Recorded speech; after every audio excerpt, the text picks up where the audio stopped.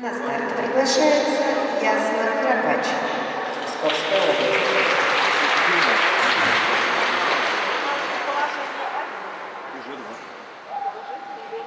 I study hard, I read the books, but everywhere I turn, it seems like there's a zillion things that I still need to learn.